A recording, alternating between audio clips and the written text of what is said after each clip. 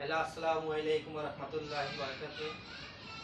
আজকে আবারও আমি চলে আসছি আপনাদের মধ্যে কিছু জেনারেল নলেজ নিয়ে। আজকে আমার মানে আমি আপনাদের কাছে যেটা শেয়ার করতে চাচ্ছি সেটা হচ্ছে আমাদের মা বাবা বা আমাদের গার্জিয়ানদের উদ্দেশ্যে।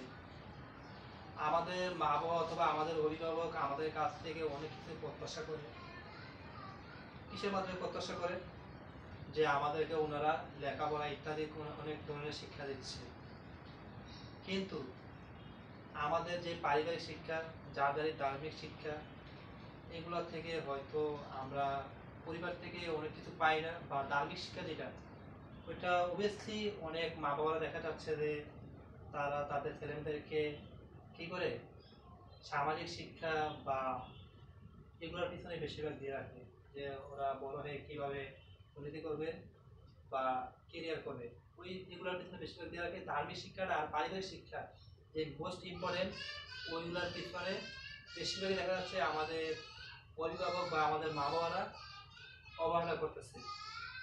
তো আপনারা যে আপনাদের ছেলে সন্তানের কাছ থেকে যে এত কিছু প্রত্যাশা করতেছেন, এই প্রত্যাশার পিছনে মেইন যে কারণটা, ওইটা থাকতে হবে অবশ্যই আপনার ছেলের সন্তানের প্রতি বা ছেলে মেয়ে যাই আছে তাদের অবশ্যই পারিবারিক শিক্ষাটা প্রয়োজন। আর হচ্ছে ধার্মিক শিক্ষা। এতে আপনি হিন্দু হন, মুসলমান হন, বৌদ্ধ হন, খ্রিস্টান হন, কোনো সমস্যা নেই। কোনো ধর্মে বলে নাই যে খারাপ কাজ করা ভালো। প্রত্যেকটাই ধর্মে বলছে খারাপ কাজ থেকে বিরত থাকতে হবে আর ভালো কাজটা সবসময় এগিয়ে যেতে হবে। তো আমি আজকে বলতেছি যে আপনারা যে আমাদের মতন ছেলেমেয়েদেরকে যে শিক্ষা দীক্ষা দিচ্ছেন, বা ওই যে আমাদের সামাজিক শিক্ষা বা ক্যারিয়ার শিক্ষা, এগুলোর পিছনে আমাদেরকে বেশি সময় ব্যয় করতে দিচ্ছেন, কিন্তু আমরা যে পারিবারিক শিক্ষাটা আমাদের মোস্ট ইম্পর্টেন্ট, আর হচ্ছে ধার্মিক শিক্ষা, ওইটার পিছনে হয়তো অনেক মা বাবারা অবহেলা করতেছে যে ওইটা পরবর্তী শিখবে। ওরা ছোটবেলায় হয়তো অনেকে কি করে, আমাদের মা বাবা আমাদের অনেকে ভালোবাসি করে আমাদেরকে, যারা মুসলমান আছে তাদেরকে অনেকে মুক্ত পারেন না যে তারা বড় হলে কোচিং করে শিখে নেবে। ওই যে সিদ্ধান্তগুলো অবশ্যই তারা ভুল করতেছে। আমাদেরকে ভালোভাবে গড়ে তুলতে হলে আমাদেরকে প্রত্যেকটা বাস্তবতার সাথে আমাদেরকে খাপ খেয়ে চলাটা এটা শিখাতে হবে।